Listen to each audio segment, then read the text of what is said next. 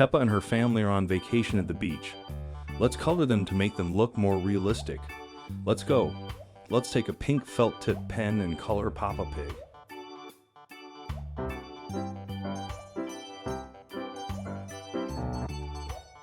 Now we need a blue felt tip pen. Red. Great!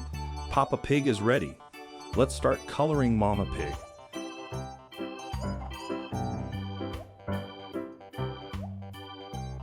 Now we need red for the swimsuit and for the ruddy cheeks. A little blue, that's great. Now let's start coloring Peppa.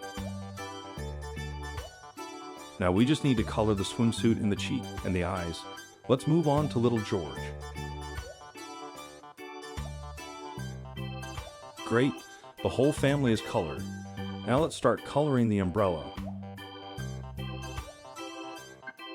And now the green color.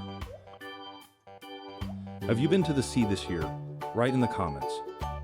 Alright, now let's color the bag with the stuff. And the sun. Great, almost done. Now let's color the background to make it perfect.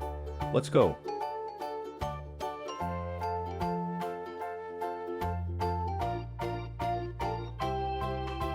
And now the blue color for the sky.